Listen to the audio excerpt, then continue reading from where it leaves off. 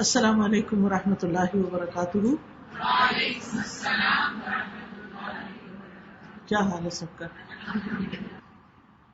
نحمده ونصلی علی رسولہ الکریم، اما بعد فاعوذ باللہ من الشیطان الرجیم، بسم اللہ الرحمن الرحیم، رب اشرح لی صدری ویسر لی امری واحلل عقدۃ من لسانی یفقہوا قولی۔ میرے لیے یہ بہت خوشی کی بات ہے کہ آج آپ لوگوں کے ساتھ اپنے پیارے دین کی کچھ تعلیمات شیئر کرنے کا موقع مل رہا ہے۔ آپ لوگ جو خدمت خلق اور انسانیت کے دکھ درد کو دور کرنے کے لیے دن رات کوشاں ہیں، تو آپ کا یہ کام کتنی اہمیت رکھتا ہے، کتنے فائدے کا ہے، اور اس کا آخرت میں آپ کو کیا فائدہ ہونے والا ہے، اور اس کے ساتھ ساتھ یہ کہ ذمہ داریاں کیا بنتی ہیں، کیا کرنا چاہیے اور کیا نہیں کرنا چاہیے۔ قرآن مجید میں اللہ تعالیٰ فرماتے ہیں وَاعْبُدُوا اللَّهَ وَلَا تُشْرِكُوا بِهِ شَيْئًا وَبِالْوَالِدَيْنِ إِحْسَانًا وَبِذِي الْقُرْبَى وَالْيَتَامَى وَالْمَسَاكِينِ وَالْجَارِ ذِي الْقُرْبَى وَالْجَارِ الْجُنُبِ وَالصَّاحِبِ بِالْجَنبِ وَابْنِ السَّبِيلِ وَمَا مَلَكَتْ أَيْمَانُكُمْ ان اللہ لا يحب من کان مختالا فخورا۔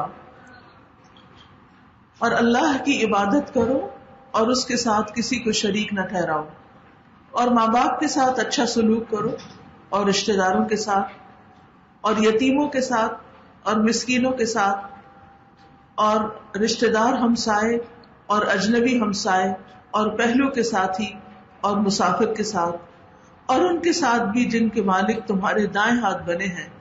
یقیناً اللہ ایسے شخص سے محبت نہیں کرتا جو اکڑنے والا شیخی خور ہو۔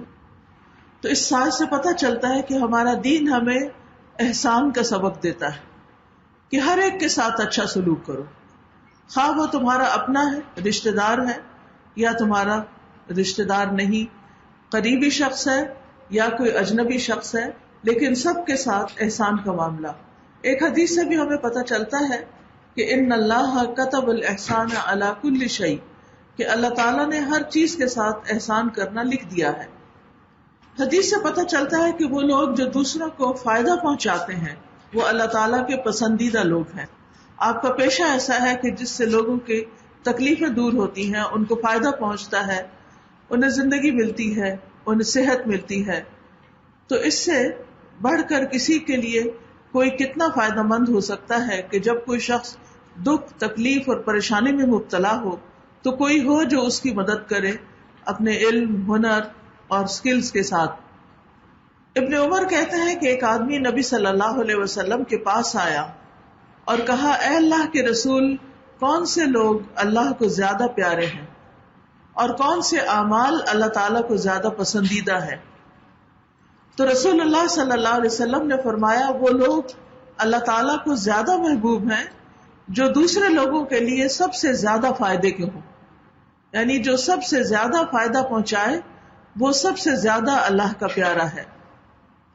اور اللہ کے نزدیک سب سے پسندیدہ اعمال یہ ہے کسی مسلمان کو خوش کرنا، کسی کی تکلیف کو دور کر دینا، کسی کا قرضہ ادا کر دینا یا اس کی بھوک دور کر دینا، اور جو اپنے بھائی کے ساتھ اس کی ضرورت پوری کرنے کے لیے چلا، یعنی اس کی مشکل میں اس کے ساتھ گیا وہاں تک جہاں اس کی ضرورت پوری ہو، یہاں تک کہ اسے پورا کر دیا، تو اللہ تعالیٰ اس کو اس دن ثابت قدم رکھے گا جس دن قدم ڈگمگا جائیں گے۔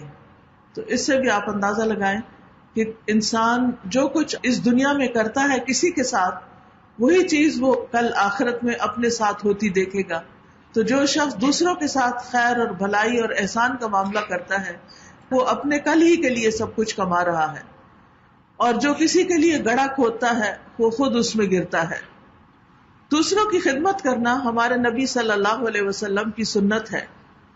آپ صلی اللہ علیہ وسلم کمزور مسلمانوں کے پاس جاتے، ان سے ملاقات کرتے، ان کے بیماروں کی بیمار پرسی کرتے۔ حالانکہ آپ خود کوئی ڈاکٹر نہیں تھے، طبیب نہیں تھے، لیکن جب کوئی بیمار ہو جاتا تو اس کی کیئر کے لیے، اس کی عیادت کے لیے آپ خود تشریف لے جاتے اور ان کے جنازوں میں حاضر ہوتے۔ یاد رکھیے لوگوں کی مدد کرنا ذاتی عبادت سے زیادہ افضل ہے. ایک یہ ہے کہ آپ بیٹھ کر تسبیح کریں یا نفل پڑھیں، یہ بھی اچھی بات ہے، بہت نیکی کا کام ہے. لیکن جب آپ کسی اور کی تکلیف دور کرتے ہیں، کسی اور کی مدد کرتے ہیں، کسی کی خدمت کرتے ہیں، تو یہ اس سے بھی زیادہ افضل کام ہے. رسول اللہ صلی اللہ علیہ وسلم نے فرمایا، مجھے اپنے کسی بھائی کی ضرورت پوری کرنے کے لیے اس کے ساتھ چلنا اس مسجد یعنی مسجد نبوی میں 1 ماہ کے اعتکاف سے زیادہ محبوب ہے. یعنی پورا مہینہ میں اعتکاف کروں، اس سے زیادہ افضل یہ کام ہے کہ میں کسی کی مدد کے لیے اس کے ساتھ چلوں. نبی صلی اللہ علیہ وسلم نے فرمایا، مومن کو خوش کرنا، اس کا قرض ادا کرنا، اس کی ضرورت پوری کرنا، اس سے کسی مصیبت کو دور کرنا افضل ترین اعمال میں سے ہے. جو شخص دوسرے کی تکلیفیں دور کرتا ہے اللہ اس کے لیے کافی ہو جاتا ہے، یعنی اللہ اس کے کام بنا دیتا ہے. ابو ہریرہ کہتے ہیں کہ رسول اللہ صلی اللہ علیہ وسلم نے فرمایا، جس آدمی نے کسی مومن کی دنیا کی مصیبتوں میں سے کسی مصیبت کو دور کیا، یعنی اس پر کوئی پریشانی آ گئی، کوئی بیماری آ گئی، کوئی دکھ آ گیا، اللہ تعالیٰ قیامت کے دن کی مصیبتوں میں سے کسی مصیبت کو اس سے دور کر دے گا. وہ دن جو بڑی مصیبتوں کا دن ہے، اس کے بدلے میں اس کی وہاں کی مصیبت دور کر دی جائے گی. اور جس نے کسی تنگ دست پر آسانی کی، اللہ اس پر دنیا میں اور آخرت میں آسانی کرے گا. اور جس نے کسی مسلمان کی پردہ پوشی کی، یعنی اس کا عیب ڈھانک دیا، اللہ دنیا اور آخرت میں اس کی پردہ پوشی کرے گا. اسی طرح دوسروں کے کام آنے والوں کے لیے اللہ کی مدد آتی ہے. رسول اللہ صلی اللہ علیہ وسلم نے فرمایا، واللہ فی عون العبد ما کان العبد فی عون اخیہ. اللہ تعالیٰ تب تک اس بندے کی مدد میں ہوتے ہیں جب تک وہ بندہ اپنے بھائی کی مدد میں لگا ہوتا ہے. مثلاً آپ کسی پیشنٹ کے ساتھ لگے ہوئے ہیں، آپ کو بھوک بھی لگی ہے، آپ کو تھکان بھی ہو رہی ہے، آپ کے ڈیوٹی ٹائم بھی پورا ہو گیا ہے، لیکن اس کے باوجود آپ دیکھ رہے ہیں کہ جو پیشنٹ ہے اس کی ضرورت ابھی پوری نہیں ہوئی. تو ایسے میں اس کی ضرورت پوری کرنے کے لیے اگر آپ کھڑے رہتے ہیں، اپنا وقت لگاتے ہیں، اپنی ایفرٹ لگاتے ہیں، تو اللہ کی مدد آپ کے ساتھ ہوتی ہے. نبی صلی اللہ علیہ وسلم خاص طور پر معاشرے کے جو کمزور افراد تھے ان کا خیال رکھا کرتے تھے. حدیث میں آتا ہے آپ چلنے میں پیچھے رہتے تھے، کمزور کو چلاتے، ان کو ساتھ لے کے چلتے، اپنے پیچھے بٹھاتے، ان کے لیے دعا کرتے. نبی صلی اللہ علیہ وسلم نے یہ بھی فرمایا کہ بیوہ اور مسکین کے لیے دوڑ دھوپ کرنے والا اللہ کے راستے میں جہاد کرنے والے کی طرح ہے، یا رات بھر قیام کرنے والے اور دن کو روزہ رکھنے والے کی طرح. یعنی اگر کوئی شخص کسی مجبور اور بے کس بے سہارا انسان کی مدد کرتا ہے تو وہ ایسے ہے گویا ساری رات اس نے عبادت کی ہے، ساری رات اس نے نفل پڑھے ہیں اور دن کو روزہ بھی رکھا ہے. اگر یہ 2 کام کوئی کرتا ہے تو ہم سمجھتے ہیں کہ وہ بہت ہی نیک انسان ہے اور بہت ہی اعلیٰ درجے کا متقی، عبادت گزار اور پارسا انسان ہے. لیکن اگر کسی شخص کے سامنے کوئی مجبور انسان ہے، وہ اس کی مدد کرتا ہے تو وہ اس سے بھی آگے نکل جاتا ہے، کیونکہ جو عبادت کرتا ہے وہ تو صرف اپنی ذات کو فائدہ دے رہا ہوتا ہے، لیکن جو دوسرے کی مدد کرتا ہے وہ اوروں کی تکلیف بھی دور کرتا ہے اور ساتھ اس کا یہ تکلیف دور کرنا عبادت شمار ہوتا ہے. پھر یاد رکھیے کہ لوگوں کی مدد کرنے کے لیے، لوگوں کے ساتھ نیکی کرنے کے لیے مختلف طریقے ہوتے ہیں، یعنی صرف ایک ہی طریقہ نہیں ہوتا. انسان ہر طریقے سے فائدہ اٹھا سکتا ہے، ہر چیز کو اپرچونٹی سمجھتے ہوئے اپنے لیے کام کر سکتا ہے. مثلا رسول اللہ صلی اللہ علیہ وسلم نے فرمایا ہر اچھا کام صدقہ ہے. بعض اوقات ہم مال کا صدقہ نہیں کر سکتے، کسی کو پیسے نہیں دے سکتے، لیکن جب ہم کسی کی مدد کرتے ہیں، یعنی جو بھی کسی طرح کسی کے کام آتے ہیں، تو وہ اس کے لیے صدقہ شمار ہوتا ہے. اسی طرح کسی کی تنہائی اور خوف دور کرنا. نبی صلی اللہ علیہ وسلم نے فرمایا نیکی کے کسی بھی کام کو معمولی نہ سمجھنا. خواہ تم کسی اداس آدمی کو جو تنہائی اور خوف محسوس کرے اسے انس اور اپنائیت مہیا کرو. بعض پیشنٹس ہوتے ہیں کہ ان کے اوپر ان کے اٹینڈنٹس نہیں ہوتے، ان کے گھر والے نہیں ہوتے، ان کے مددگار نہیں ہوتے، تو ایکسٹرا کام آپ کو کرنا پڑتا ہے، ان کی دل جوئی کرنی پڑتی ہے، ان کو حوصلہ دینا پڑتا ہے. ہم سب جانتے ہیں کہ اگر ہمیں چھوٹی سی بھی کوئی تکلیف ہو تو ہمیں ایسا لگتا ہے جیسے ہم مر ہی جائیں گے. بخار ہو تو خیال یہ آتا ہے پتہ نہیں اب زندہ بچتے بھی ہیں یا نہیں بچتے. تو ایسی صورت میں انسان کو کبھی بھی پریشان نہیں ہونا چاہیے، اور اپنی پریشانی کو تو انسان کسی نہ کسی طرح اوور کم کر لیتا ہے، لیکن بعض لوگ اس بات کو نہیں سمجھتے. تو ان کو حوصلہ دینا، ان کو تسلی دینا، چاہے بیماری کتنی بھی خطرناک کیوں نہ ہو، مریض کے اندر سے امید نہیں ختم ہونی چاہیے. اور ہم دیکھتے ہیں کہ بعض اوقات مریض جو ہے وہ موت کے منہ سے واپس آ جاتے ہیں. اگر ان کی زندگی ہوتی ہے تو وہ دوبارہ صحیح سلامت ہو کے دنیا میں کام کاج کرنے کے قابل ہو جاتے ہیں. تو اس لیے ان کی تسلی کرانا، اور اگر پریشان کن بات بھی ہو تو ان کے سامنے نہ کرنا، یہ بھی بہت بڑی نیکی ہے. اسی طرح لوگوں سے انس کرنا، ان کو کمفرٹیبل کرنا، یہ بڑا ضروری ہے. مثلاً اگر کوئی ڈاکٹر ہے تو مریض کو ہاتھ لگاتے ہوئے پیار سے ہاتھ لگائے. اگر ہاتھ ٹھنڈے ہیں تو پہلے سے بتا دے کہ میرے ہاتھ ٹھنڈے ہیں. یا اگر کہیں اس کا ایگزامینیشن کرنے میں کوئی تھوڑی سی پین انوالوڈ ہے یا کوئی بھی تکلیف، تو اس کو باتوں میں لگا کے اس کی تکلیف کم کر دینا، اور اس کو کہنا نہیں تھوڑی سی دیر کی بات ہے، اسے حوصلہ دینا، تسلی دینا، یہ بھی بہت بڑی نیکی کی بات ہے. نبی صلی اللہ علیہ وسلم نے فرمایا کسی نیکی کو حقیر نہ سمجھو، اگرچہ کسی کو ایک رسی ہی دے دو. بعض اوقات ساتھ والا کوئی کام کر رہا ہوتا ہے اور اس کا پین ختم ہو جاتا ہے، اس کی کوئی اکوپمنٹ میں اسے کچھ چاہیے ہوتا ہے، کوئی مدد چاہیے ہوتا ہے. اب جیسے نرسز ڈاکٹرز کے ساتھ کھڑے ہو کر ان کو اکوپمنٹ پکڑا رہے ہوتے ہیں، تو بعض اوقات انسان تھک جاتا ہے یا بور ہو جاتا ہے. تو ایسے میں بھی اپنا حوصلہ بلند رکھنا چاہیے کہ یہ بہت بڑا نیکی کا کام ہے، اور اس میں میری جاب تو ہے ہی، لیکن میرے لیے اس میں بہت بڑا اجر بھی ہے اور ثواب ہے جو کل میری قبر میں اور حشر کے دن میرے کام آئے گا، جہاں کوئی بھی رشتہ دار، دوست انسان کے کام نہیں آئے گا. تو آپ صلی اللہ علیہ وسلم نے فرمایا کسی نیکی کو حقیر نہ سمجھو، ہاں کسی کو رسی ہی دینا ہو، کسی کو جوتی کا تسمہ ہی دینا ہو، یا اپنے ڈول میں سے کسی دوسرے مانگنے والے کے برتن میں کچھ پانی ڈالنا ہی ہو، لوگوں کے راستے میں سے کوئی چیز دور کر دینا جس سے ان کو تکلیف ہو رہی ہے، اپنے بھائی سے خندہ پیشانی سے ملنا اور ملاقات کر کے اس سے سلام کرنا. بعض اوقات ہم سمجھتے ہیں کہ مریض تو ہمارے قابو میں، ہم ان کے ساتھ جو بھی سلوک کریں، نہیں، وہ بھی انسان ہے، اور اس بستر پر آج اگر وہ ہے تو کل ہم بھی ہو سکتے ہیں.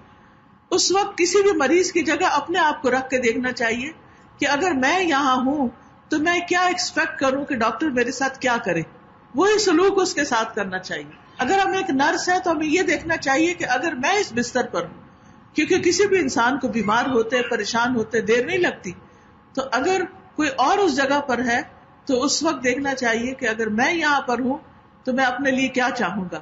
تو وہی سلوک پھر جو اپنے لیے ہم چاہتے ہیں وہ اس کے ساتھ کرنا چاہیے.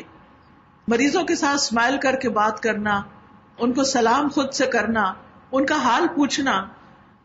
پھر فرمایا یا زمین میں اجنبی سمجھے جانے والوں سے انس و محبت کا مظاہرہ کرنا. یعنی کہ ظاہر نئے نئے پیشنٹس ہوتے ہیں، نئے نئے لوگ ہوتے ہیں، تو ہم ان کو جانتے تو نہیں ہوتے. عموماً ہم جن لوگوں کو جانتے ہیں، جان پہچان ہے، محبت ہے، دوستی ہے، رشتہ داری ہے، تعلق داری ہے، ان کے ساتھ تو ہم اچھی طرح پیش آتے ہیں، ایکسٹرا کیئر کرتے ہیں ان کی. لیکن جو بیچارے اجنبی ہوتے ہیں ان کو ہم پوچھتے بھی نہیں. تو یہاں یہ بتایا جا رہا ہے کہ ان سے بھی انس و محبت کا اظہار کرنا ہے. وہ بھی تو انسان ہے نا، آخر وہ بھی تو ہمارے بھائی ہیں، ان کے اندر بھی جان ہے، وہ بھی تکلیف میں ہے. تو اصل بات یہ ہے کہ ہم نے جو کچھ کرنا ہے اللہ کے لیے کرنا ہے اور اللہ سے اس کا اجر چاہنا ہے. اسی طرح نبی صلی اللہ علیہ وسلم نے فرمایا آدمی کا اپنے بھائی کی مدد کرنا صدقہ ہے، اور اسے پانی کا ایک گھونٹ پلانا بھی صدقہ. یعنی باقی ہر کوئی تو اپنا پانی خود اٹھا کے پی لیتا ہے، لیکن بیمار کو بعض اوقات اسپون فیڈنگ کرنی پڑتی ہے، پلانا پڑتا ہے. تو ہر چمچ جو آپ اس کے منہ میں ڈال رہے ہیں، یا آپ اس کو ڈرپ لگا رہے ہیں، یا کوئی بھی چیز، تو نیت یہ کر لے کہ اس سے مجھے اجر ملے، کیونکہ ہر قطرہ جو اس کے جسم کے اندر جا رہا ہے وہ آپ کے لیے اجر و ثواب کا باعث بنے گا. پھر اسی طرح نابینا کے ساتھ چلنا. نبی صلی اللہ علیہ وسلم نے فرمایا تمہارا اپنے بھائی کو دیکھ کے مسکرانا صدقہ ہے، نیکی کا حکم دینا اور برائی سے روکنا صدقہ ہے، کسی بھولے بھٹکے کو راستہ بتانا تمہارے لیے صدقہ ہے. نابینا کے ساتھ چلنا صدقہ ہے. یعنی اگر اس کو راستہ نہیں مل رہا یا اسے سڑک پار کروانا ہے یا اور اسی طرح کا کوئی، یعنی کچھ لوگ تو ہوتے ہیں کہ اپنے کام خود کر لیتے ہیں، لیکن جو لوگ اپنا کام خود نہیں کر سکتے ان کو سپورٹ چاہیے ہوتی ہے کسی قسم کی، تو خوشی سے وہ سپورٹ دینی چاہیے، کیونکہ یہ بھی ہمارے حق میں صدقہ لکھا جاتا ہے. اور صدقہ جو ہے وہ بلاؤں کو ٹالتا ہے. آج ہم کسی کی تکلیف دور کر رہے ہیں، کسی کی مدد کر رہے ہیں، کل انتہائی مشکل وقت میں کوئی ہماری مدد کو اللہ تعالیٰ بھیج دے گا. کبھی کبھی ہم کہتے ہیں نا پتہ نہیں کون سی نیکی کام آئی اور یہ تو رحمت کا فرشتہ بن کے اس وقت میرے پاس آ گیا، اگر یہ نہیں آتا تو پتہ نہیں میرے ساتھ کیا ہو جاتا. تو وہ ہم بھول چکے ہوتے ہیں کبھی ہم نے بھی کسی کی ایسے ہی مدد کی ہوتی. تو اللہ سبحانہ وتعالیٰ تو گن گن کے رکھتا ہے، وہ تو کسی کا اجر بھی ضائع نہیں کرتا. آج ہم کسی کے ساتھ زیادتی کر رہے ہیں، بد اخلاقی کر رہے ہیں، اس کو تکلیف دے رہے ہیں، کیئر لیسنس کو مظاہرہ کر رہے ہیں، تو کل یہ سب کچھ لکھا جا رہا ہے، یہ سب کچھ جمع ہو رہا ہے، اور وہ کل ہمارے لیے بھی ویسا ہی لکھا جائے گا. اور اگر ہم کسی کے ساتھ اچھا کر رہے ہیں تو وہ سب بھی اکٹھا کیا جا رہا ہے، لکھا جا رہا ہے. پھر اسی طرح یہ ہے کہ کام کرنے میں یہ بڑا امپورٹنٹ ہوتا ہے کہ کچھ لوگ ہمارے اوپر ہوتے ہیں، کچھ ہمارے نیچے ہوتے ہیں، کچھ ہمارے ساتھ کے ہوتے ہیں. ان سب کے ساتھ اچھا معاملہ کرنا بڑا ضروری ہے. جو تو اوپر والا ہے اس کی بات ماننا، اس کی اطاعت کرنا، جس کو امیر کہا جاتا ہے، یہ بڑا ضروری ہے. نبی صلی اللہ علیہ وسلم نے فرمایا جس نے امیر کی اطاعت کی اس نے میری اطاعت کی، اور جس نے امیر کی نافرمانی کی اس نے میری نافرمانی کی. پھر اسی طرح باقی لوگ جو کلیگز ہوتے ہیں یا پھر باقی سٹاف ہوتا ہے اور اپنے ماتحت ہوتے ہیں، سب آرڈینیٹس ہوتے ہیں، اندر کام کر رہے ہوتے ہیں، تو ان کے ساتھ بھی اچھا سلوک کرنا ضروری ہے. رسول اللہ صلی اللہ علیہ وسلم نے جب بھی کبھی کسی کو کسی لشکر کا امیر بنایا تو خاص طور پر اسے اللہ کا تقوی اختیار کرنے کا حکم دیا، اور جو اس کے ساتھ لوگ ہیں ان کے ساتھ بھلائی کرنے، یعنی جو لوگ ہمارے انڈر کام کر رہے ہوں ان کے ساتھ خیر خواہی بڑی ضروری ہے. ان کے بارے میں جو ہماری ذمہ داری ہے اور ان کے جو حقوق ہیں ان کو پورا کرنا ضروری ہے. ابو ذر کہتے ہیں کہ میں نے عرض کیا اے اللہ کے رسول، کیا آپ مجھے گورنر نہیں بنائیں گے؟ آپ نے میرے کندھے پہ ہاتھ مار کے فرمایا ابو ذر تم کمزور ہو، یہ ذمہ داری امانت ہے، اور یہ قیامت کے دن رسوائی اور شرمندگی ہے سوائے اس کے جس نے اس کے حقوق پورے کیے اور اس بارے میں جو اس کی ذمہ داری تھی اس کو ادا کیا. یاد رکھیے بہترین طور پر کام کرنے والے جو ہیں قرآن مجید ان کو عقل مند قرار دیتا ہے، اور اپنے کام کو پہچاننا اور اس کو پوری طرح سمجھ کے ادا کرنا یہ بھی ضروری ہے، اور یہ بھی امانت کا تقاضا ہے. پھر اسی طرح جو مسلمانوں میں سے کسی گروہ کا امیر ہو، ذمہ دار ہو، ہیڈ ہو، اس کے بارے میں نبی صلی اللہ علیہ وسلم نے فرمایا جو آدمی مسلمانوں کا حکمران ہے، ایک تو نا امامت کبریٰ جو کسی ملک کا حکمران ہے یا کوئی کسی صوبے کا حکمران ہے، اور ایک یہ کہ کسی بھی آرگنائزیشن میں کسی بھی جگہ پر جہاں چند لوگ مل کے کام کر رہے ہیں ان کے اوپر جو ٹاپ پر شخص ہے وہ بھی ان کا حکمران بنتا ہے. فرمایا جو آدمی مسلمانوں کا حکمران ہو اور پھر ان کے لیے بھلائی کی جد و جہد نہ کرے، یعنی ان کی بھلائی کے لیے کوشش نہ کرے اور خلوص نیت سے ان کا خیر خواہ نہ ہو، تو وہ ان کے ساتھ جنت میں داخل نہیں ہوگا. یعنی کتنا ضروری ہے بڑوں کے لیے کہ وہ چھوٹوں کا خیال رکھے اور ان کے فائدے کے کام کرے. پھر اسی طرح نبی صلی اللہ علیہ وسلم نے فرمایا تمہارے بہترین امیر وہ ہیں جن سے تم محبت کرو اور وہ تم سے محبت کرے. تم ان کے حق میں دعائے خیر کرو، وہ تمہارے حق میں دعائے خیر کریں. اور تمہارے بدترین امیر وہ ہیں جن کو تم ناپسند کرو اور وہ تمہیں ناپسند کرے. تم ان پہ لعنت کرو، وہ تم پہ لعنت کریں. تو یہ بدترین لوگوں کی علامت بتائی گئی. تو آپ دیکھیے کہ کتنا ضروری ہے کہ امیر یعنی کہ جو ہیڈ ہے اور جو اس کے نیچے کام کر رہے ہیں ان کے آپس کے تعلقات بہت اچھے ہوں، ان میں آپس میں محبت ہو، ایک دوسرے کے ساتھ خیر خواہی ہو، تاکہ وہ ایک دوسرے کے ساتھ مل کے ٹیم ورک کے ساتھ کام کر سکے. کیونکہ جب رفٹ ہوتی ہے، آپس میں تعلقات اچھے نہیں ہوتے تو چھوٹا سا کام بھی بہت مشکل بن جاتا ہے اور وہ اٹک جاتا ہے اور لوگ پریشان ہوتے ہیں جن سے متعلق وہ معاملہ ہوتا ہے. پھر اسی طرح لوگوں کا مزاج سمجھ کر ان سے معاملہ کرنی چاہیے. سختی کی بجائے نرمی سے معاملہ کرنا چاہیے، کیونکہ نرمی جس چیز میں ہوتی ہے اس کو خوبصورتی بخشتی ہے. حضرت عائشہ کہتی ہیں کہ میں نے رسول اللہ صلی اللہ علیہ وسلم سے سنا، آپ نے میرے اس گھر میں فرمایا، اے اللہ، جس کو میری امت کے کسی کام کا نگران بنایا جائے اور وہ ان پر سختی کرے تو بھی ان پہ سختی فرما. یعنی آپ سوچئے کہ کس طرح نبی صلی اللہ علیہ وسلم نے یہ بدعا دی ان لوگوں کے لیے کہ جو لوگوں پر بلا وجہ سختی کرے، کاموں کو ان کے لیے مشکل بنا دے. پھر اسی طرح لوگوں کی ضرورت کے لیے اپنے دروازے کھلے رکھنے والا ہو امیر جو ہے.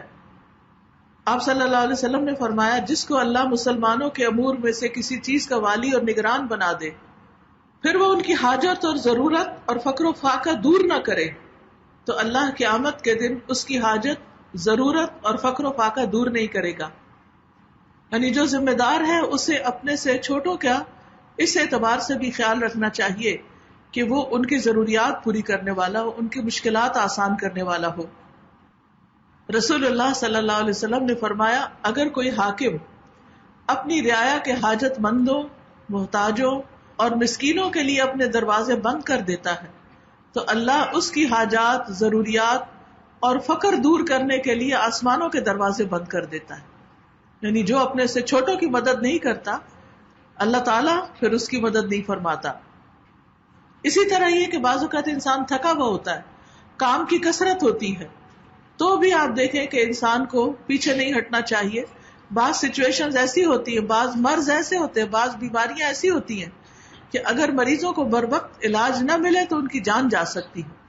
تو ہمارے دین نے کیا بتایا کہ اگر کوئی کسی ایک کی جان بچاتا ہے تو گویا وہ سارے انسانیت کی جان بچاتا ہے. جس نے ایک شخص کو زندہ کیا اس نے سب کو زندہ کیا، یعنی زندگی بچائی مراد ہے.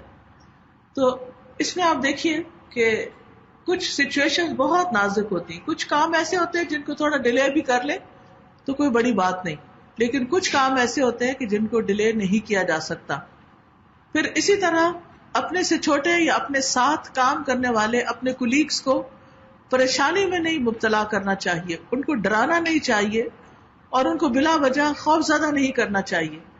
نبی صلی اللہ علیہ وسلم نے فرمایا، خوش ہو جاؤ، سیدھے رہو اور قریب ہو جاؤ، یعنی لوگوں کے قریب رہو، ان کو اپنے قریب کرو. امیر کو اپنی رعایا کے ساتھ خیانت نہیں کرنی چاہیے، یعنی ان کو چیٹ نہیں کرنا چاہیے، ان کو دھوکہ نہیں دینا چاہیے. رسول اللہ صلی اللہ علیہ وسلم نے فرمایا، جو شخص کسی رعایا کا نگہبان بنے پھر اسے دھوکہ دے تو وہ جہنم میں جائے گا. پھر لوگوں کی صلاحیتیں پہچان کر اس کے مطابق انہیں کام دینا چاہیے. ایسا نہیں کہ ایک شخص کسی خاص فیلڈ میں ایکسپرٹ ہو اور اس کو جھاڑو کے کام پہ لگا دیا جائے یا کسی گیٹ پہ کھڑا کر دیا جائے. نہیں، جو جس چیز کا اہل ہو اس کو اس کے مطابق کام اور ذمہ داری دینی چاہیے. پھر اسی طرح بعض اوقات ٹیم کے اندر آپس میں رفٹ ہو جاتی ہے، کوئی مشکلات پیدا ہو جاتی ہیں، تو اس کی وجہ یہ ہوتی ہے کہ کام کے اصول طے نہیں ہوتے، ڈوز اینڈ ڈونٹس نہیں پتا ہوتے. تو وہ بہت کلیئرلی کمیونیکیٹ کرنے کی ضرورت ہے کہ اس جگہ پر کام کرتے ہوئے کن کن چیزوں کا خیال رکھنا ہے، اور ہر ایک کو اپنی اپنی ذمہ داری پھر پوری پتا ہو. نبی صلی اللہ علیہ وسلم نے ابو موسیٰ اور معاذ بن جبل کو یمن بھیجتے ہوئے فرمایا کہ خوشخبری دینا، نفرت نہیں پھیلانا، آسانی پیدا کرنا، مشکلات میں نہیں ڈالنا، ایک دوسرے کی بات ماننا، آپس میں اختلاف نہیں کرنا. چنانچہ ان دونوں میں سے ہر ایک کا خیمہ تھا جس میں وہ ایک دوسرے سے ملنے کے لیے آتے رہتے تھے اور بہت اچھی طرح ایک دوسرے سے نباہ کیا. پھر اسی طرح اپنے نیچے کام کرنے والوں کے درمیان عدل کرنا، یہ نہیں کہ ایک کے اوپر بہت ذمہ داری ڈال دی.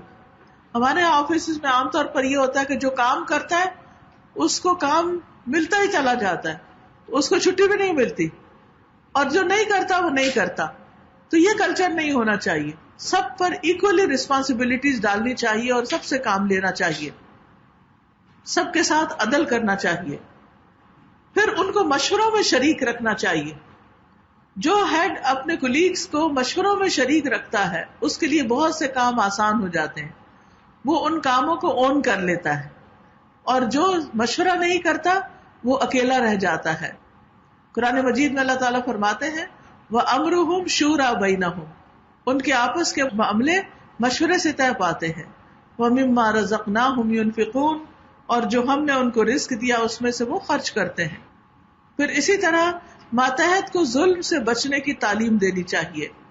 نبی صلی اللہ علیہ وسلم نے معاذ بن جبل کو جب یمن بھیجا تو آپ نے انہیں ہدایت کی کہ مظلوم کی بد دعا سے بچتے رہنا. یعنی آپ سے متعلق جتنے بھی لوگ ہوتے ہیں، چاہے آپ کے انڈر کام کر رہے ہیں، مثال کے طور پر آپ کسی اسکول میں کام کر رہے ہیں تو چاہے کوئی پیرنٹس ہیں یا ٹیچرز ہیں یا بچے ہیں یا اور ورکرز ہیں، مالی ہیں، گیٹ کیپرز ہیں، کوئی بھی جتنے بھی لوگ آپ کے انٹریکشن میں آتے ہیں اس ڈیوٹی کے حوالے سے، یا ایک ہاسپٹل میں کام کر رہے ہیں تو اس میں جتنے بھی لوگ آپ کے انٹریکشن میں آتے ہیں ان سب کے ساتھ اچھا سلوک کرنا چاہیے، کسی کے ساتھ ظلم نہیں کرنا چاہیے، کیونکہ مظلوم کی بد دعا سے ڈرتے رہو. اس دعا اور اللہ کے درمیان کوئی پردہ نہیں ہوتا. ایسا نہ ہو کہ ایک غریب انسان جس کے ساتھ کوئی زیادتی ہو گئی ہو اس کی بد دعا سے بڑے بڑے کام خراب ہو جائیں. پھر اسی طرح اپنے زیر تحت لوگوں کا احساس کرنا چاہیے. ہر وقت صرف حکم نہیں چلانے چاہیے، ان کی تھکاوٹ، ان کی نیند، ان کے بوجھ، ان کی ذمہ داری کا بھی احساس ہونا چاہیے. اور اس میں آپ دیکھیے کہ حضرت معاذ بن جبل جو تھے وہ لوگوں کو نماز پڑھاتے تھے. تو جب انہوں نے لمبی نماز پڑھائی تو نبی صلی اللہ علیہ وسلم نے ان کے ساتھ ناراضگی کا اظہار کیا اور فرمایا افتان انت یا معاذ، کیا تم لوگوں کو فتنے میں ڈالنے والے ہو. پھر اسی طرح یہ ہے کہ غصے میں آ کے غلط فیصلے نہیں کرنے چاہیے. ہم انسان ہیں، کمزور ہیں، کبھی کوئی غصہ دلا دیتا ہے، غصے میں آ بھی جاتے ہیں، تو ایسی صورت میں اس وقت کوئی ڈیسیژن نہیں لینا چاہیے. بعض اوقات غصے میں ہم وہ فیصلہ کر دیتے ہیں جو ہمارے لیے بھی نقصان دہ ہے، دین کے لیے نقصان دہ ہے، دوسرے کے لیے بھی نقصان دہ. پھر اسی طرح آپ دیکھیے کہ بگاڑ پیدا کرنے والے شخص سے ذمہ داری واپس لے لینی چاہیے. جب ثابت ہو جائے، پتہ چل جائے کہ یہ کام ٹھیک نہیں کرتا تو پھر اس کو کام نہیں دینا چاہیے. قرآن پاک میں اللہ تعالیٰ فرماتے ہیں ان اللہ یأمرکم ان تؤدوا الامانات الی اہلھا، اللہ تمہیں حکم دیتا ہے کہ تم امانتیں ان کے اہل کے سپرد کرو. پھر اسی طرح اگر کوئی چھٹی کرنی پڑے یا کہیں اور جانا پڑے تو اپنی ذمہ داری دوسرے کو ہینڈ اوور کر کے جانی چاہیے، ایسے ہی خاموشی کے ساتھ نہیں جانا چاہیے. مثلاً اگر ایک نرس کی ڈیوٹی چینج ہو رہی ہے اور مریض کو کسی خاص چیز کی ضرورت ہے تو وہ پراپرلی نیکسٹ نرس کو گائیڈ کر کے جائے کہ اب اس مریض کے ساتھ پیچھے کیا ہو چکا ہے، آگے کیا ہونا چاہیے، تاکہ وہ صحت کی طرف چلے، نہ کہ مزید نیگلیجنس کی وجہ سے بیمار ہو. اسی طرح جو سٹاف ہے اس پر لازم ہوتا ہے کہ وہ اپنے امیر کی بات مانے، اپنے ہیڈ کی بات مانے. قرآن مجید میں اللہ تعالیٰ فرماتے ہیں یا ایھا الذین آمنوا اطیعوا اللہ واطیعوا الرسول واولی الامر منکم، اے ایمان والو اللہ اور اس کے رسول کی اطاعت کرو اور ان لوگوں کی جو تم میں سے صاحب امر ہوں، یعنی جو تمہارے ذمہ دار ہیں ان کی بات مانو. اب عبادہ بن صامت کہتے ہیں کہ ہم نے رسول اللہ صلی اللہ علیہ وسلم سے بات سننے اور اطاعت کرنے پر خوشی اور ناخوشی دونوں حالتوں میں بیعت کی، یعنی ہم آپ کی بات مانیں گے چاہے ہمارے لیے آسان ہو یا ہمارے لیے مشکل ہو. رسول اللہ صلی اللہ علیہ وسلم نے یہ بھی فرمایا کہ تم پر سننا اور ماننا ضروری ہے، اپنی تنگی کی حالت میں بھی اور خوشحالی کی حالت میں بھی، اپنی خوشی میں بھی اور ناخوشی میں بھی، اور امیر کا تجھ پر دوسروں کو ترجیح دینے کی صورت میں بھی. یعنی اگر بعض اوقات لوگوں کو یہ شکایت ہو جاتی ہے نا کہ ذمہ دار جو ہے یا ہیڈ جو ہے وہ دوسرے کو کوئی فیور دے رہا ہے اور ہمارے ساتھ زیادتی ہو رہی ہے تو ہم بھی اپنا کام چھوڑ دیتے ہیں. نہیں، ایسی صورت میں بھی اپنا کام چھوڑنا نہیں چاہیے. پھر اسی طرح جب نگران یا ذمہ دار کوئی کام کہے تو یہ نہیں کہ اسے بار بار کہنا پڑے، ایک دفعہ کا کہنا ہی کافی ہو جانا چاہیے. پھر اسی طرح یہ بھی یاد رکھیے کہ اگر وہ کوئی ایسا کام کہہ رہا ہے جو اللہ کی نافرمانی کا ہے تو اس کو نہیں ماننا چاہیے.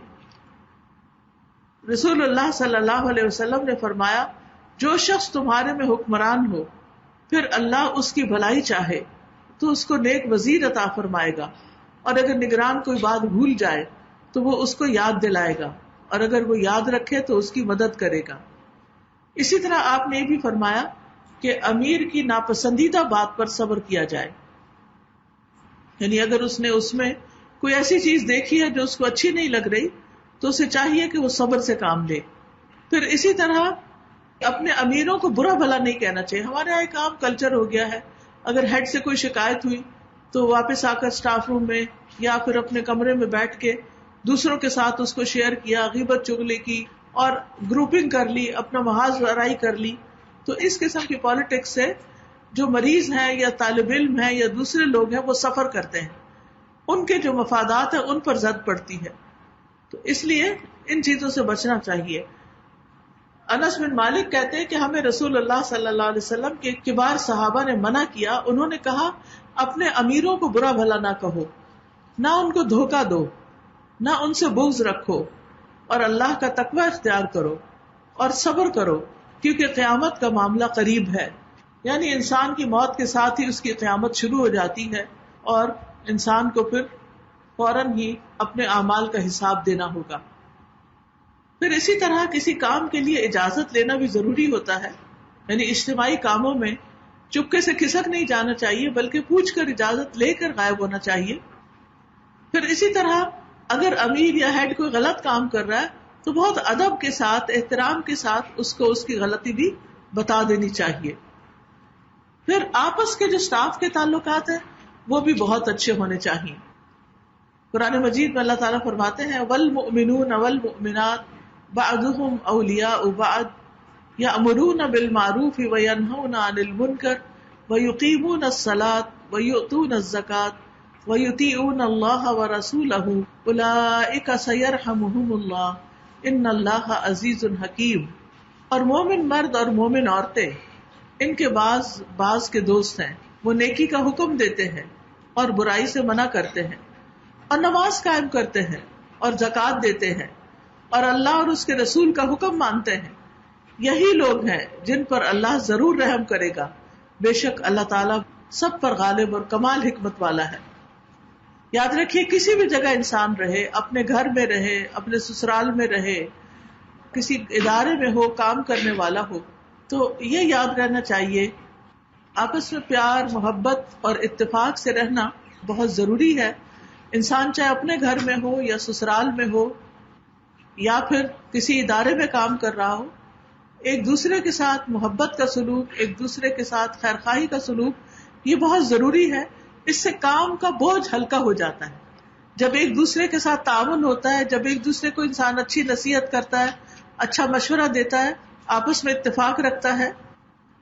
نبی صلی اللہ علیہ وسلم نے جب حضرت معاذ اور ابو موسیٰ اشعری کو یمن کا گورنر بنا کر بھیجا تو آپ نے اس موقع پر ہدایت فرمائی کہ لوگوں کے لیے آسانی پیدا کرنا، لوگوں کے لیے آسانی پیدا کرنا، انہیں سختیوں میں مبتلا نہ کرنا، ان کو خوش رکھنا، نفرت نہ دلانا، اور تم دونوں آپس میں اتفاق رکھنا، اختلاف پیدا نہ کرنا. یعنی بڑے آپس میں متحد رہیں، ان کے اندر رفت نہ ہو اور لوگوں کے اوپر مشکل نہ ڈالی جائے، انہیں خوش رکھا جائے، آپس کی نفرتیں نہ بڑھائی جائیں. یعنی ایسی چیزوں کو ضرور مد نظر رکھنا چاہیے. ان چیزوں کی بجائے بلکہ آپس میں پیار محبت سے رہنا چاہیے. رسول اللہ صلی اللہ علیہ وسلم نے فرمایا تم جنت میں داخل نہیں ہوگے جب تک ایمان نہ لاؤ، اور تم ایمان نہیں لاؤ گے جب تک کہ آپس میں محبت نہ کرو. تو آپس میں ایک دوسرے سے محبت کرنا بھی بہت ضروری ہے، اور اس سے انسان کے لیے محبت کے ذریعے کام بہت آسان ہو جاتے ہیں، تکلیفیں دور ہو جاتی.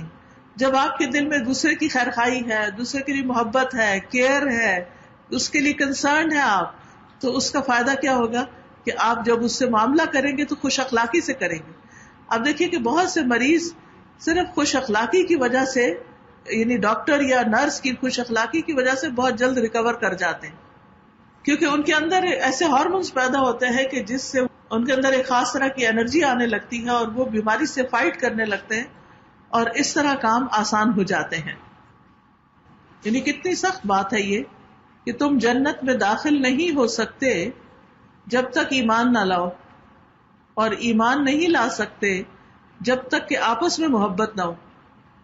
تو اگر کسی بھی گروہ کے اندر آپس کی نفرتیں ہیں تو وہاں تو ایمان ہی نہیں ہے، وہاں تو بس صرف ایک بوجھ اٹھایا ہوا انہوں نے کسی بھی کام کا. اور جب کسی بھی کام کو ایک بوجھ سمجھ کر کیا جاتا ہے تو انسان اس کو انجوائے نہیں کرتا. پھر اسی طرح آپ صلی اللہ علیہ وسلم نے فرمایا ایک مومن دوسرے مومن کے لیے عمارت کی طرح ہے. اس کا ایک حصہ دوسرے کو قوت پہنچاتا ہے. آپ صلی اللہ علیہ وسلم نے ایک ہاتھ کی انگلیوں کو دوسرے کے اندر ڈال کے بتایا، یعنی اس طرح ایک مضبوطی آ جاتی ہے. آپس میں جھگڑنا نہیں چاہیے ورنہ انسان کمزور ہو جاتا ہے. قرآن مجید میں اللہ تعالیٰ فرماتے ہیں وَلَا تَنَازَعُوا فَتَفْشَلُوا وَتَذْهَبَ رِيحُكُمْ، اور آپس میں جھگڑا نہ کرو ورنہ بزدل ہو جاؤ گے اور تمہاری ہوا اکھڑ جائے گی. یعنی آپس میں جب لڑو گے تو کمزور پڑ جاؤ گے اور دشمن تمہارے مقابلے میں پھر کامیاب ہو جائے گا. پھر اسی طرح اپنے اپنی گروہ نہیں بنا لینے چاہیے، گروپ بازی نہیں کرنی چاہیے، بلکہ سب کے ساتھ اچھا سلوک کرنا چاہیے. بعض اوقات ہوتا ہے اداروں کے اندر دو پارٹیاں بن جاتی، کچھ ایک کے ساتھ مل جاتے کچھ دوسرے کے ساتھ. اب وہ اس کو اس کی باتیں سنا رہے ہیں، اس کو اس کی سنا رہے ہیں، نتیجہ کیا ہوتا ہے کہ آپس کی محبت ختم ہو جاتی ہے اور سارا فوکس اس بات پہ ہو جاتا ہے کہ دوسرے کو ہم نے کیسے ہرانا ہے. پھر آپ دیکھیے کہ خاص طور پر ہاسپٹل کے اندر جو بھی آتا ہے مریض، وہ علاج کے لیے آتا ہے، وہ اپنا مال خرچ کرتا ہے، وہ اپنے دکھ درد کی دوا چاہتا ہے. تو ایسے میں ان کے ساتھ اچھا سلوک کرنا، ان کا خیال رکھنا ہمارے یہاں آنے کی سب سے پہلی اور فرسٹ اینڈ فارموسٹ رسپانسبلٹی، کہ جس کام کے لیے ہم آ رہے ہیں وہ پہلے پورا ہو اور باقی چیزیں بعد میں. اور ہر کام کو اللہ کی رضا کے لیے کرنا، کیونکہ وہ عمل عبادت بن جاتا ہے جو اللہ کو خوش کرنے کے لیے کیا جاتا ہے. ٹھیک ہے ہم کھڑے ہیں اپنی ڈیوٹی پر، ہمیں تنخواہ مل رہی ہے، لیکن اس ڈیوٹی کو اچھا کیا چیز بناتی ہے جب انسان یہ سوچے کہ میرا رب مجھے دیکھ رہا ہے. سی ٹی وی کیمرہ جو ہے اس کے ڈر سے میں نہیں کام کر رہی، میں تو اس لیے کام کرتی ہوں کہ میرا رب مجھے دیکھتا ہے. جب اکیلے میں مریض کے ساتھ ہوں اور کوئی بھی مجھے نہیں دیکھ رہا تو میں اس کی کیئر کروں. خاص طور پر نائٹ ڈیوٹی میں آپ دیکھیں کہ لوگ کم ہوتے ہیں اور مریضوں کو اگر کوئی نہ پوری طرح دیکھے تو کوئی پوچھنے والا تو نہیں ہو سکتا، لیکن انسان کو یہ یاد رکھنا چاہیے کہ اللہ سبحانہ تعالیٰ دیکھتا ہے. رسول اللہ صلی اللہ علیہ وسلم نے فرمایا اے لوگو اپنے اعمال کو اللہ کے لیے خالص کر لو، کیونکہ اللہ عز و جل اپنے لیے خالص عمل کو ہی قبول کرتا ہے اور اسی پر اجر ملتا ہے. پھر آپ دیکھیے کہ آپ ایک جاب کر رہے ہیں لیکن چونکہ مریضوں کا خیال رکھ رہے ہیں تو اس کا بھی بہت بڑا اجر ہے. رسول اللہ صلی اللہ علیہ وسلم نے فرمایا 6 خصائل ایسے ہیں کہ اگر کوئی مسلمان کسی ایک سے متصف ہو کر فوت ہو جائے تو اللہ کے ذمہ ہے کہ اس کو جنت میں داخل کرے. ان میں سے ایک وہ آدمی جو کسی مریض کی تیمارداری کرنے کے لیے گیا، یعنی مریض کو اٹینڈ کرنے کے لیے گیا، اگر یہی کام کرتے ہوئے وہ خود فوت ہو گیا تو اس کی جنت کا ذمہ دار اللہ ہوگا، یعنی اس کے لیے جنت لازم ہے. اس سے آپ اندازہ لگائیں کہ کتنا بڑا اجر و ثواب کا کام ہے. اسی طرح مریض کی خبرگیری کرنے والے کو فرشتوں کا ساتھ ملتا ہے. حضرت علی رضی اللہ عنہ سے مروی ہے، وہ کہتے ہیں کہ جو شخص شام کے وقت کسی مریض کی عیادت کے لیے نکلتا ہے تو اس کے ساتھ 70,000 فرشتے بھی نکلتے ہیں جو اس کے لیے صبح تک بخشش کی دعائیں کرتے ہیں، اور جنت میں اسے ایک باغ بھی ملتا ہے. تو آپ دیکھیے کسی ایک یا 2 انسانوں کو بھی کہنا کتنا مشکل ہوتا ہے کہ آپ میرے لیے دعا کریں، اور یہاں آپ کسی بیمار کی خبرگیری کریں، کسی بیمار کا خیال رکھیں، اس کی نرسنگ کریں، اس کی کیئر کریں، اس کو دوا دیں، تو یہ آپ کے لیے اس سے بھی زیادہ بہتر ہے. فرمایا جو صبح کے وقت عیادت کے لیے نکلے اس کے ساتھ 70,000 فرشتے بھی نکلتے ہیں جو اس کے لیے صبح تک بخشش کی دعا کرتے رہتے ہیں، اور جنت میں اسے ایک باغ بھی حاصل ہوگا. پھر اسی طرح مریض کی عیادت جو ہے وہ جنت میں لے جانے کا باعث ہے. رسول اللہ صلی اللہ علیہ وسلم نے فرمایا جو کسی بیمار کی عیادت کرے، عیادت کا مطلب ہے اس کے پاس جائے، اس کو دوا دے، اس کو مساج کر دے، اس کی کنگھی کر دے، اس کو کسی بھی طرح اس کا خیال رکھے، یا اپنے بھائی سے اللہ کی خاطر ملاقات کرے، تو آسمان سے ایک پکارنے والا پکارتا ہے کہ تم بھی پاک ہو اور تمہارا چلنا بھی پاک ہے اور تم نے جنت میں گھر بنا لیا. کتنا بڑا اجر و ثواب کا کام ہے. خالص اللہ کی رضا کے لیے مریضوں کا خیال رکھنا اور ان کے پاس جانا. صحابہ کرام جو تھے وہ اس بات کو بہت سیریسلی لیتے اور بہت خوشی سے یہ کام کیا کرتے تھے، یعنی مریضوں کی عیادت. کیونکہ مریض خود پروڈکٹیو نہیں رہتا، کبھی وہ بات بھی نہیں کرتا، کبھی اس سے کچھ ہوتا نہیں، تو لوگ عام طور پر اس کو اپنے اوپر بوجھ سمجھنے لگتے ہیں اور پھر اس سے جلد جان چھٹکارا چاہتے ہیں۔ لیکن اگر انسان اللہ کی رضا کے لیے اس کی خدمت کرتا ہے تو کتنا بڑا اجر و ثواب ہے، اور صحابہ اس کے لیے کتنے حریص ہوتے تھے۔ حضرت ابو بکر کے بارے میں آتا ہے کہ رسول اللہ صلی اللہ علیہ وسلم نے فرمایا، آج تم میں سے کس نے روزے کی حالت میں صبح کی؟ تو ابو بکر نے کہا میں نے۔ آپ نے فرمایا تم میں سے کس نے مریض کی عیادت کی؟ ابو بکر نے کہا میں نے۔ آپ نے فرمایا تم میں سے کس نے جنازے میں شرکت کی؟ ابو بکر رضی اللہ عنہ نے کہا میں نے۔ آپ نے پوچھا آج کس نے مسکین کو کھانا کھلایا؟ ابو بکر رضی اللہ عنہ نے کہا میں نے۔ تو نبی صلی اللہ علیہ وسلم نے اس پر فرمایا کہ جب کسی شخص میں ایک ہی دن یہ 6 خصلتیں شامل ہو جائیں تو وہ جنت میں ضرور داخل ہوگا۔ یعنی یہ 6 کے 6 کام اس کو ایک دن کرنے کا موقع مل گیا، اور اس میں ایک مریض کی عیادت ہے، ایک روزہ رکھنا ہے، ایک جنازے میں شرکت کرنا ہے، ایک مسکین کو کھانا کھلانا ہے، اور پھر ہے عمدہ اخلاق، اچھے اخلاق سے پیش آنا، چاہے وہ اریٹیٹ ہی کر رہے ہوں ہم، وہ ان کا کام ہے، وہ ان کا اخلاق ہے، اور ہمارا اخلاق کیا ہے؟ بہترین اخلاق ہے۔ رسول اللہ صلی اللہ علیہ وسلم نے فرمایا لوگوں میں سب سے بہتر وہ ہے جس کا اخلاق زیادہ اچھا ہے۔ پھر آپ دیکھیے نرمی اختیار کرنا، مریضوں کے ساتھ نرمی سے پیش آئیے، نرمی سے ہاتھ لگائیے، نرمی سے ٹیکا لگائیے، نرمی سے دوا کھلائیے، نرمی سے اٹھائیے بٹھائیے لٹائیے، جو بھی چیز ہے اس میں نرمی رکھیے۔ نبی صلی اللہ علیہ وسلم نے فرمایا نرمی جس چیز میں ہوتی ہے اس کو زینت بخشتی، خوبصورت بنا دیتی، اور جس چیز سے نکال دی جاتی ہے اسے بدصورت کر دیتی ہے۔ جنتی 3 قسم کے لوگ ہیں، ایک وہ آدمی جو رشتہ داروں اور مسلمانوں کے لیے مہربان اور نرم دل ہے، یعنی نرمی کا معاملہ کرتا ہے، اور لوگوں میں سے بہترین وہ ہے جو ان کے لیے سب سے زیادہ فائدہ مند ہے، دوسروں کے لیے فائدہ مند بن جائیے۔ ایک اور حدیث میں ہے مومن بندوں کی مثال ان کی آپس میں محبت اور رحم دلی اور شفقت اور تعاون میں ایک جسم کی طرح ہے۔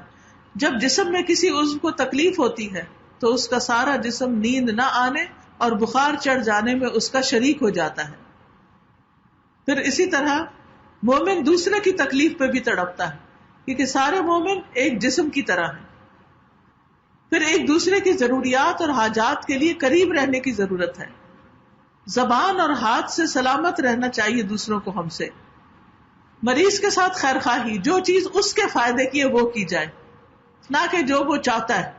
بعض اوقات ہم کہتے ہیں چلو مریض کے ساتھ اچھا سلوک کرو، اب مریض کہتا ہے کہ مجھے اور علاج نہیں کرانا، یا مجھے یہاں سے نکال دیں، یا میں یہ دوائی نہیں کھانا چاہتا، تو یہ اس کے ساتھ خیر خواہی نہیں۔ اگر آپ سمجھتے ہیں کہ خیر خواہی کسی اور چیز میں ہے تو پیار سے اس کو سمجھا دیں۔ پھر اسی طرح خیر خواہی ہر مسلمان کا حق ہے۔ مریض کے ساتھ وہ معاملہ کریے جو اپنے لیے پسند کرتے ہیں۔ پھر دھوکے اور ظلم اور تحقیر سے بچنا چاہیے۔ ابو ہریرہ رضی اللہ عنہ کہتے ہیں کہ رسول اللہ صلی اللہ علیہ وسلم نے فرمایا تم لوگ ایک دوسرے سے حسد نہ کرو، نہ ہی ایک دوسرے کے خلاف ریٹ بڑھاؤ۔ یعنی ہوتا ہے نا، 2 دکاندار چیز بیچ رہے ہوتے ہیں تو وہ پھر مقابلے بازی پہ آ جاتے ہیں، اور کبھی قیمت کم کر دیتے ہیں، اور کبھی جب آکشن ہوتی ہے تو قیمت بڑھا دیتے ہیں۔ اور نہ ہی ایک دوسرے سے بغض رکھو، نہ ہی ایک دوسرے سے روگردانی کرو، اور تم میں سے کوئی کسی کی تجارت پر تجارت نہ کرے۔ اے اللہ کے بندو، بھائی بھائی بن جاؤ۔ آپ نے فرمایا مسلمان مسلمان کا بھائی ہے، نہ اس پر ظلم کرتا ہے، نہ اسے ذلیل کرتا ہے، نہ اس سے جھوٹ بولتا ہے، اور نہ اسے حقیر سمجھتا ہے۔ اور آپ نے اپنے سینے کی طرف اشارہ کر کے فرمایا کہ تقویٰ یہاں ہے، یعنی اللہ کا ڈر یہاں ہے، جو اصل میں موٹیویشنل فیکٹر ہے سارے اچھے کام کرنے کا۔ فرمایا آدمی کے برا ہونے کے لیے یہی کافی ہے کہ وہ اپنے مسلمان بھائی کو حقیر سمجھے۔ ایک مسلمان کا خون اور مال اور اس کی عزت اور آبرو دوسرے مسلمان پر حرام ہے، یعنی جا کے مریضوں کی باتیں ادھر ادھر نہیں کرنی چاہیے، ان کے عیب نہیں کھولنے چاہیے، کیونکہ مریض کو تو بعض اوقات اپنی ہوش نہیں ہوتی، نہ وہ استنجا کر سکتا ہے، نہ وہ اپنے کپڑے تبدیل کر سکتا ہے، تو ظاہر اسپتال کا عملہ یہ سب کچھ کرنا ہوتا ہے۔ لیکن اس میں بھی اگر وہ کوتاہی کرتے ہیں، یا پھر وہ جو کوئی چیز دیکھتے ہیں اور وہ باہر جا کے گھر میں بتاتے ہیں، تو یہ کسی مسلمان کے عیب کو چھپانا نہیں بلکہ دکھانا ہے لوگوں کو، اور جو کسی کا عیب اچھالے گا اللہ اس کو اس کے گھر میں رسوا کر سکتا ہے۔ پھر دوسروں کے حقوق ادا کرنا اور اپنا معاملہ اللہ کے سپرد کر دینا۔ بعض اوقات ایسا ہوتا ہے ہم کسی سے اچھا کر رہے ہوتے وہ نہیں کرتا جواب میں، تو انسان کو اپنی طرف سے اچھا کر کے باقی معاملہ اللہ کے حوالے کر دینا چاہیے، بہت طول نہیں دینا چاہیے، جھگڑوں کو بہت لمبا نہیں ہو جانا چاہیے۔ پھر معمولی سی چیز میں بھی آپ مدد کر سکتے ہیں۔ پھر اسی طرح مریض کو حوصلہ دینے کی ضرورت ہوتی ہے، مریض کو دعا اور تسلی دیجیے۔ سعد رضی اللہ عنہ سے مروی ہے کہ ایک مرتبہ وہ مکہ میں بیمار پڑ گئے، آپ صلی اللہ علیہ وسلم ان کی عیادت کے لیے تشریف لائے۔ انہوں نے عرض کیا یا رسول اللہ، مجھے اندیشہ ہے کہ کہیں میں اس زمین پہ مر ہی نہ جاؤں جہاں سے میں ہجرت کر کے جا چکا تھا، اور جیسے سعد بن خولہ فوت ہو گئے، اس لیے آپ میری صحت کے لیے دعا کیجیے۔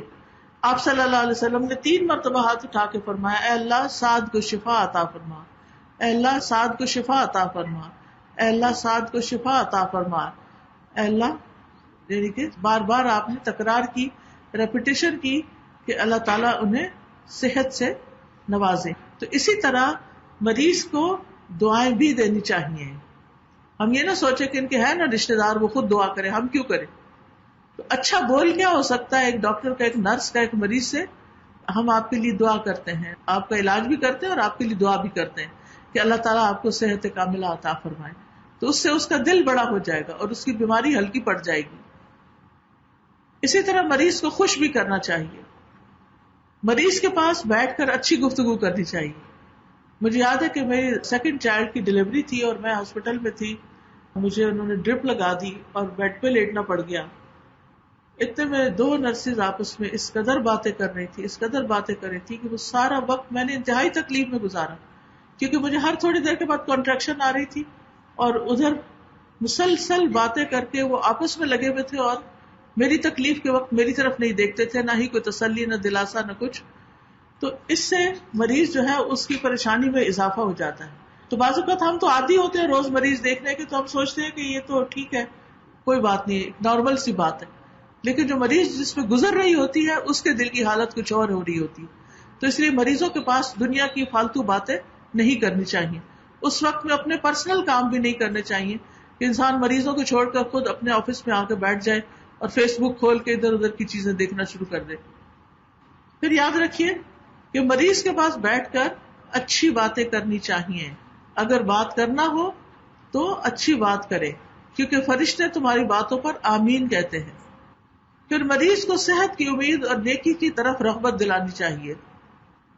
عامر بن سعد بن وقاص کہتے ہیں اپنے والد سے کہ رسول اللہ صلی اللہ علیہ وسلم حجۃ الوداع کے ساتھ میری عیادت کے لیے تشریف لائے، میں سخت بیمار تھا، تو میں نے کہا یا رسول اللہ، میرے ساتھی تو مجھے چھوڑ کر حج کرنے مکہ سے جا رہے ہیں اور میں ان سے پیچھے رہ رہا ہوں۔ یعنی کہنے کا مطلب یہ تھا کہ میری بیماری کی وجہ سے میں چل نہیں سکتا، اس وقت تو حج بہت مشقت والا تھا۔ تو آپ صلی اللہ علیہ وسلم نے فرمایا یہاں رہ کر بھی اگر تم کوئی نیک عمل کرو گے تو اس سے تمہارے درجے بلند ہوں گے، کیونکہ تم بیماری کی وجہ سے جو اللہ کی طرف سے آئی حج پہ نہیں جا سکے۔ تو کئی دفعہ ایسا بھی ہوتا ہے انسان بالکل حج کے لیے تیار ہوتا ہے، اتنے میں کوئی فوت ہو جاتا ہے، جس نے ساتھ جانا ہوتا ہے وہ فوت ہو جاتا ہے، یہ کوئی اور ہنڈرنس آ جاتی ہے تو انسان جا نہیں پاتا، تو وہ گھر پر رہ جاتا ہے تو اس کو بھی اتنا ہی اجر ملے گا۔ مریض سے اچھی باتیں کرنے میں ایک بات یہ بھی آتی ہے کہ مریض کو تسلی دینی چاہیے کہ اس مرض اور بیماری سے آپ کے گناہ معاف ہو رہے ہیں، سارے گناہ جھڑ رہے ہیں، کیونکہ مومن کو تو اگر ایک کانٹا بھی چبھے یا اس سے بھی کم تو اس پر بھی اس کے گناہ جھڑتے ہیں۔ پھر بیماری پہ ملنے والے اجر کی خوشخبری دیجیے کہ جو تکلیف آپ نے کاٹی ہے اس پر آپ کے لیے بے پناہ اجر ہے۔ اور اس میں ام العلا کہتی ہے کہ رسول اللہ صلی اللہ علیہ وسلم میری عیادت کے لیے تشریف لائے جبکہ میں بیمار تھی، آپ نے فرمایا اے ام العلا خوش ہو جاؤ، مسلمان کے مرض کی وجہ سے اللہ اس کی خطائیں دور کر دیتا ہے، جیسے آگ سونے اور چاندی کا کھوٹ ختم کر دیتی ہے، ایسے ہی یعنی کہ تمہاری بیماری جو ہے وہ تمہارے لیے بالکل صاف ستھرا ہونے کا سبب بن جائے گی۔ پھر اسی طرح مریض کو خیر کی تلقین کرنی چاہیے، اللہ کے بارے میں بدگمان نہ ہونے دے، کیونکہ بہت سے بیمار یہ کہتے ہیں وائے می، میرے ساتھ ہی ایسا کیوں ہوا۔ پھر اسی طرح مریضوں کے لیے خیر کی دعا مانگنے کی تلقین کے علاوہ ایسی دعائیں لکھ کر بھی لگا دینی چاہیے. اگر ہاسپٹل کے ہر کمرے کے اندر شفا کی دعائیں لگی ہوئی ہوں تو کتنے مریض فائدہ اٹھا سکتے ہیں اور ان کا سب اجر و ثواب لگانے والے پر ہوگا.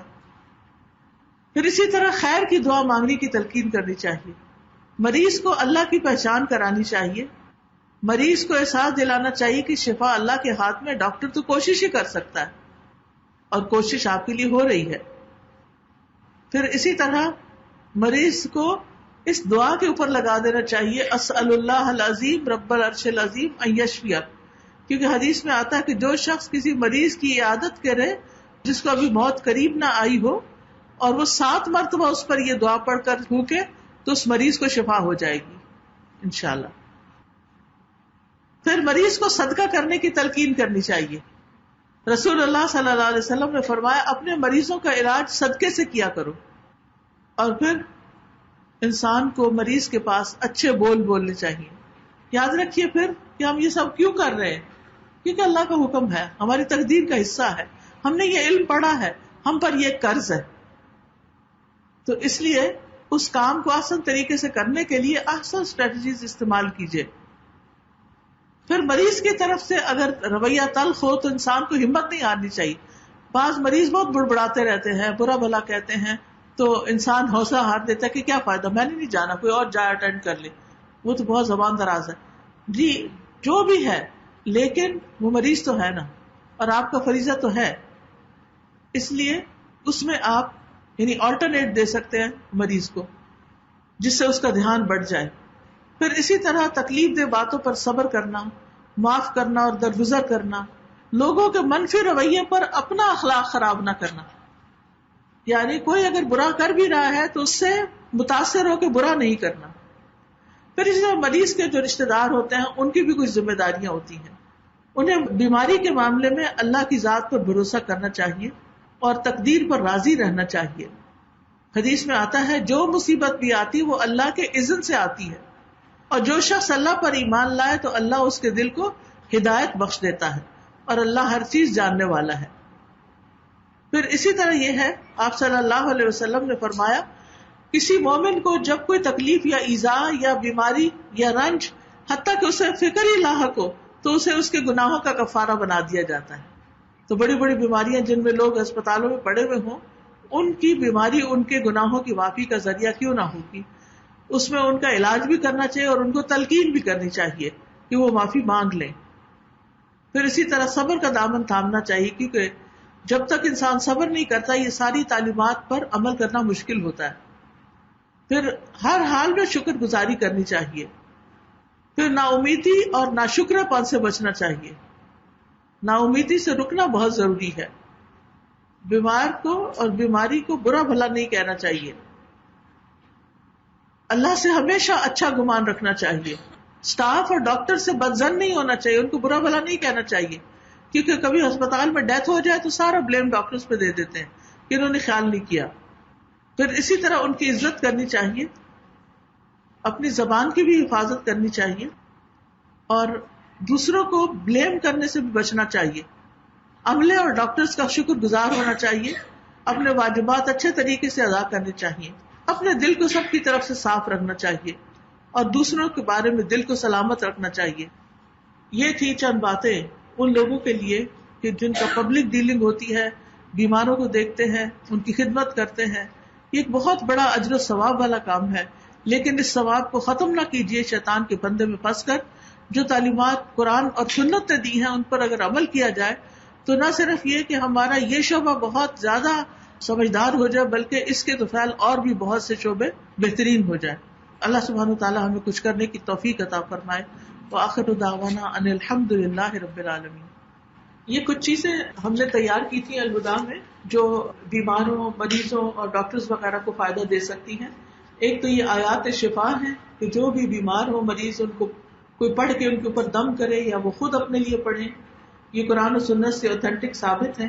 اسی طرح درد کا بہترین نسخہ یہ ایک وظیفہ ہے چھوٹا سا کہ 3 دفعہ بسم اللہ پڑھ کے درد والی جگہ پہ ہاتھ رکھ کے 7 دفعہ یہ دعا پڑھی جائے جو اس پر لکھی ہوئی ہے، تو انشاءاللہ اس کو فائدہ ہوگا. پھر اسی طرح یہ ہے کہ ایک کتاب ہے میرا جینا میرا مرنا، اس میں بہت تفصیل کے ساتھ یعنی سب کے لیے ہدایات لکھی ہوئی ہیں، اس میں بیماری اور علاج اور کن چیزوں سے علاج کرنا چاہیے اور کس کس چیزوں کا خیال رکھنا چاہیے. اسی طرح یہ شفا کی آیتیں جو ہیں انگلش میں بھی ہیں، بعض لوگ اردو نہیں پڑھ سکتے، اور بہترین گفٹ دینے کے لیے وہ ہے کسی بھی مریض کو جب گفٹ دینا چاہے تو یہ فلاور بھی بنا ہوا ہے اس کے اوپر. بعض لوگوں کو یہ شک ہوتا ہے کہ ان پہ جادو کر دیا گیا ہے، تو یہ کتاب ہے جادو حقیقت اور علاج، کہ اگر جادو ہو گیا تو اس کا پھر علاج کیسے کریں. پھر اسی طرح ہر طرح کی دعائیں جو ہیں وہ ایک کتاب میں جمع کر دی گئی ہیں. دعا کیجیے، اس میں والدین کے لیے، اولاد کے لیے، بیماری کے لیے اور مختلف مسائل کے لیے دعائیں بتائی گئی ہیں. پھر مریض کے لیے بشارتیں ہیں، یہ 30 days کا کیلنڈر ہے. مریضوں کے پاس اگر ان کو بڑا کر کے بھی تھوڑے سے بینر بنا کے کمروں میں لگا دیے جائیں اور ہسپتال میں مختلف جگہوں پر لگا دیا جائے تو جو بیمار آئے ان کا حوصلہ بڑھے اور وہ مایوسی کی باتیں نہیں کریں. تو اس میں آپ دیکھیے کہ جیسے ہر مرض قابل علاج ہے، پھر صدقے سے علاج کرنا، پھر یہ کہ بیماری بخشش اور رحمت کا سبب ہے، بیماری پاک کرنے والی ہے. تو مختلف فلارز بھی بنے ہوئے ہیں اور یہ کیلنڈر ہے، اس کو اگر ٹیبل پر رکھ دیا جائے اور روزانہ ڈاکٹر جو ہے وہ ایک ایک حدیث دوسرے مریضوں کو سناتے رہیں، یہ جتنی دیر مریض آپ کے پاس بیٹھا ہے اس کی نظر ادھر ادھر تو پڑتی ہے، تو وہ سامنے سے یہ پڑھتا رہے تو انشاءاللہ آپ کے لیے بہترین صدقہ جاریہ ہوگا. پھر اسی طرح حفاظت کی دعائیں، وائرسز تو ہر جگہ ہوتے ہیں لیکن اپنی حفاظت خود بھی کرنی چاہیے، یعنی دعائیں پڑھ کے اللہ سے حفاظت لینی چاہیے، اور اس کے لیے صبح شام کے یہ اذکار ہیں، پروٹیکشن کی دعائیں ہیں. اسی طرح لا الہ الا اللہ، خاص طور پر جو مر رہا ہو اگر اس کے ساتھ پڑھا جائے اور کتنے فائدے اور اجر ہیں، تو یہ لا الہ الا اللہ پڑھنے کا کارڈ ہے. بہت سے مسائل کا حل استغفار میں ہے، تو بخشش کی دعائیں مانگنی چاہیے. یہ ایک پنک کارڈ ہے جس میں یہ دعائیں لکھی ہوئی ہیں. کوئی بھی مسئلہ آپ کا اٹکا ہوا ہے، شادی ہے، بچہ ہے، کوئی اور ہے، تو یہ کثرت سے پڑھ کے اللہ سے دعا کرنی چاہیے. اسی طرح زندگی کے مختلف مسائل کے بارے میں دعائیں ہیں، قرآنی اور مسنون دعائیں جو قرآن کی آیات اور نبی صلی اللہ علیہ وسلم کی مانگی ہوئی دعائیں ہیں. تو ان دعاؤں کو پڑھ کر بھی، یہ خود بھی کتابیں آپ لے سکتے ہیں اپنے لیے بھی اور دوسروں کو گفٹ دینے کے لیے. علم جو ہے وہ مرنے کے بعد بھی صدقہ جاری ہے. مثلاً آپ نے ایک کتاب کسی کو لے کر دے دی اور بعد میں آپ دنیا سے بھی چلے گئے اور وہ اس کو پڑھ رہا ہے، تو اس کے پڑھے ہوئے کا ثواب بھی آپ کو پہنچتا رہے گا. تو اس لیے علم کو پھیلانے میں ہم سب کو ایک دوسرے کا مددگار ہونا چاہیے.